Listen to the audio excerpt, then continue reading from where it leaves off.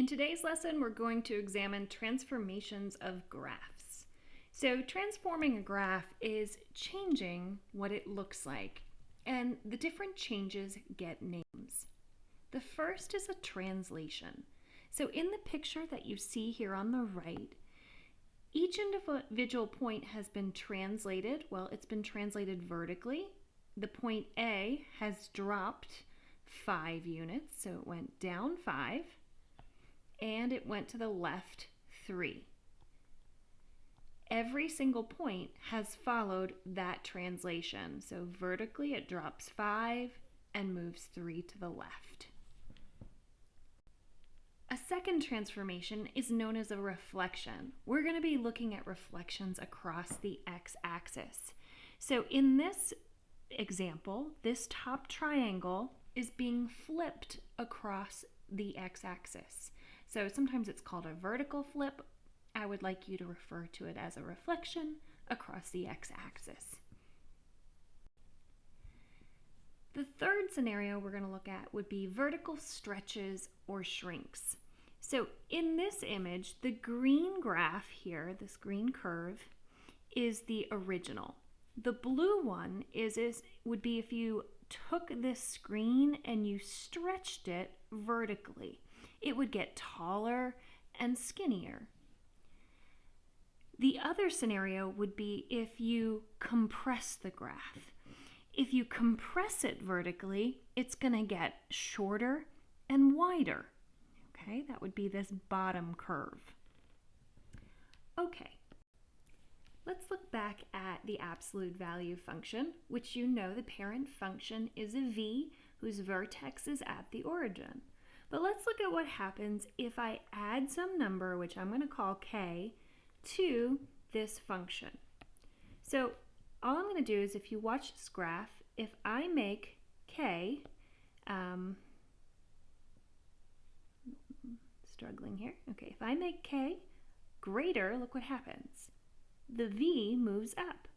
If I subtract a value, which would make k negative, like here it's -5, -5.5, it moves downward.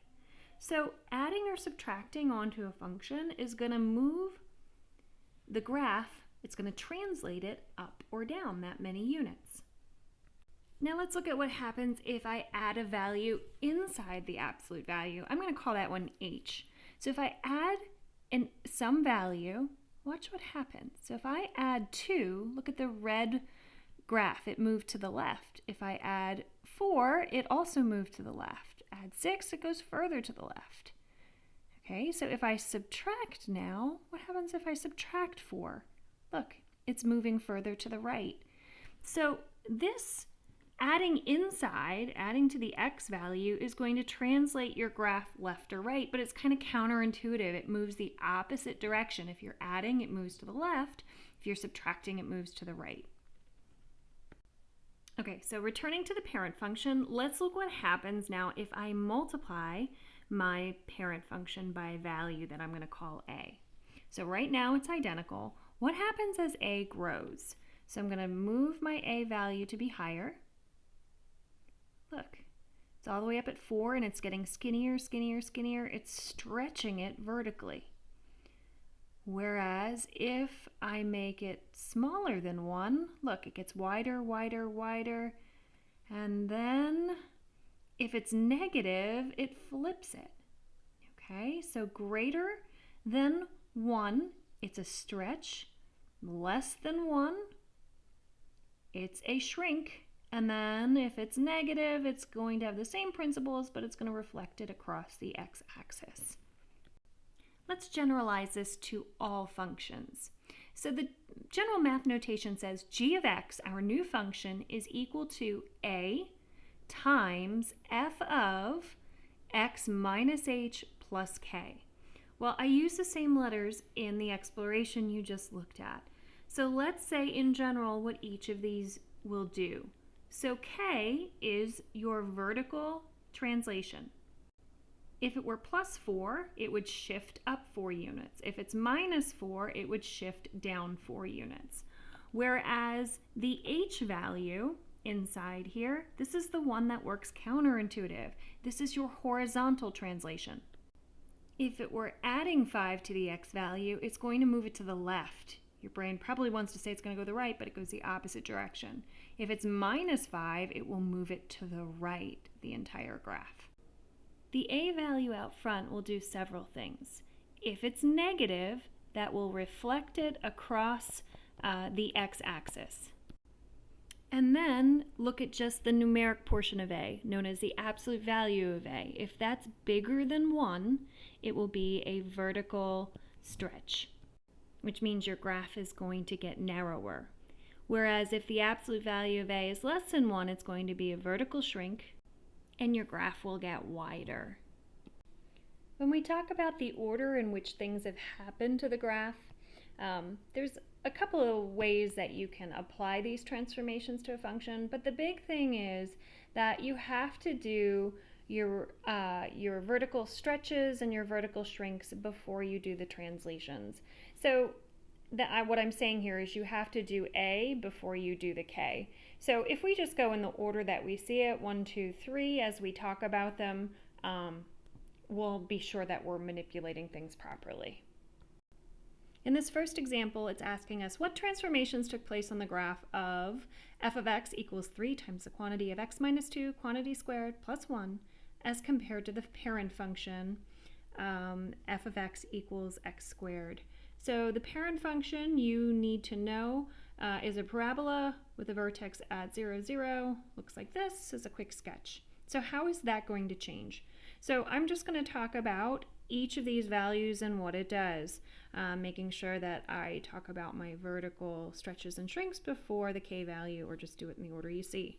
All right, so this 3, because it's positive, there is no reflection. A is bigger than 1, which is going to stretch it vertically. So it's a vertical stretch by a factor of 3, which means every y value would be multiplied by 3 in the original function. Okay, now the h value inside here, what's happening to the x's. Okay, so this is your horizontal and it works opposite of what we think. So since it's minus 2, it's going to go 2 units to the right. And lastly, because 1 is just being added on here at the end, this is a vertical translation, and it works as we would expect. Since it's plus 1, it will go up 1. Now, with translation, sometimes you'll see people say shifted 2 units right and shifted 1 unit up. That would be acceptable as well. So what I've done is I've quickly graphed this in Desmos for you to see. And I'm just going to enlarge this so your eyes can see it a little bit better. We said that it shifted 2 units to the right. You can see the red was the parent function. It went 2 units right and 1 unit up, so the new vertex is shifted to right, 1 up, and that it was stretched. So you can see it's stretched. The blue one is skinnier. In example 2, we're told to list the transformations on the graph of g of x equals negative 0.5x cubed plus 1 as compared to the parent function. So since this is cubic, the parent function is just going to be the most basic cubic function, which is y equals x to the third, which if you would graph this, the end behavior looks like this. It goes through the origin, kind of missed right there. That's our most basic function. So how is that going to change?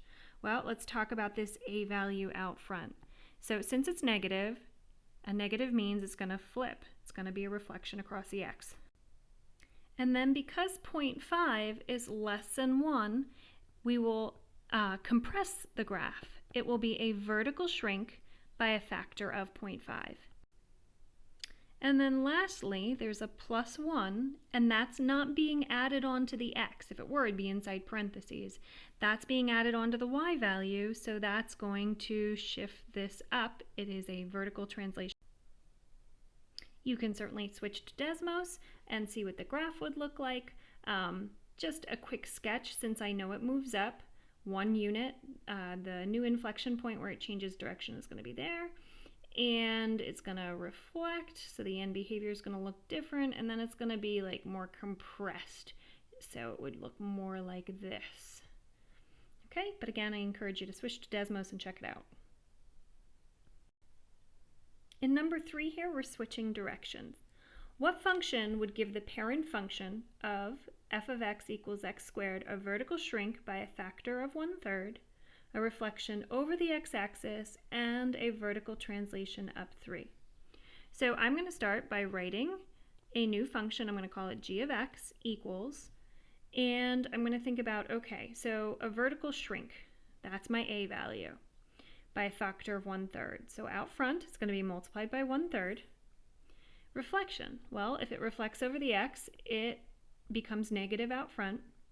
Do I have a horizontal translation? No. Okay, so then I'm just going to have x squared, and a vertical translation up 3 would be plus 3 here on the end. Okay, encourage you to graph it and check it.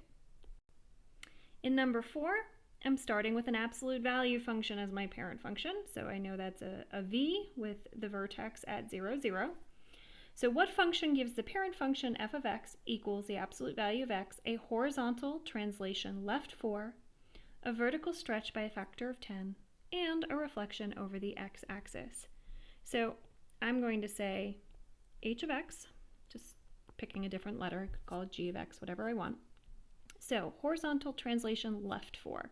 So that's happening to the x. So inside my absolute value symbols, left 4, common mistake is kids would put -4, but it needs to be +4. Horizontal translations work opposite of what your brain thinks, okay? A vertical stretch by a factor of 10, okay, that's your a value out front, and it reflects it over the x. So if it's reflecting over the x, that becomes negative.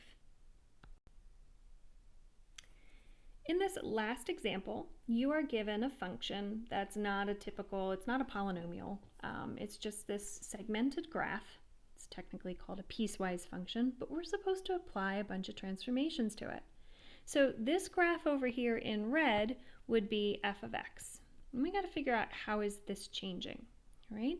So to do that, I'm going to just quickly label my ordered pairs. So this one is 1, 3. Over here I have 4, -2. And this one is 3, 5. And now what I'm going to do is I'm just going to take those 3 ordered pairs and I'm going to put them in an XY table. So 1, 3, 3, 5, and 4, -2. And the transformations that I see here, this is a vertical stretch by 2. This one to the x is a horizontal translation right 2. And this one is a vertical translation up 1. Okay, so what does this mean? So the horizontal translation, I'm going to start here because that manipulates my x. I'm going to manipulate the x first. It moves it 2 to the right. So what happens is each of my x values move 2 to the right. So if I add 2 onto each of these, my new value here would be 3, 5, and 6. Right? Now, the y values are manipulated by the vertical stretch and the vertical shift. It needs to be multiplied by 2, and then 1 is added onto it. Okay, multiplied by 2, and 1 is added. Multiplied by 2, and 1 is added. To get new values of 2 times 3 is 6 plus 1 is 7. 2 times 5 is 10 plus 1 is 11. And 2 times -2 is -4 plus 1 is -3. So my new ordered pair now, where does it go to? It's now at 3, 7, 5, 11, and 6, -3 would be my transformed function.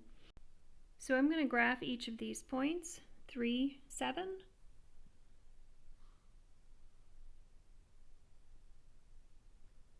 5, 11,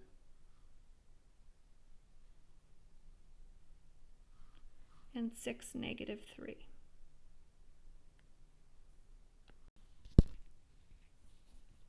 So you can see what the new transformed function looks like. It generally has the same shape, it's just it got stretched out, so it looks maybe just a little distorted, but it's definitely shifted 2 to the right and 1 up as well.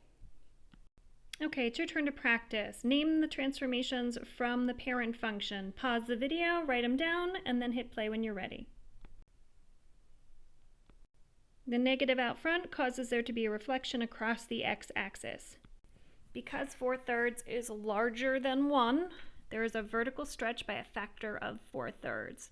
Common mistake is kids just see a fraction and they think it's smaller than 1, but please recognize 4/3 is bigger than 1. There is a horizontal translation left 1 unit because it works opposite of what you think. And lastly, there is a vertical translation down 5 units. So understanding transformations is really a big key into quickly sketching graphs and understanding what's really happening with all types of functions.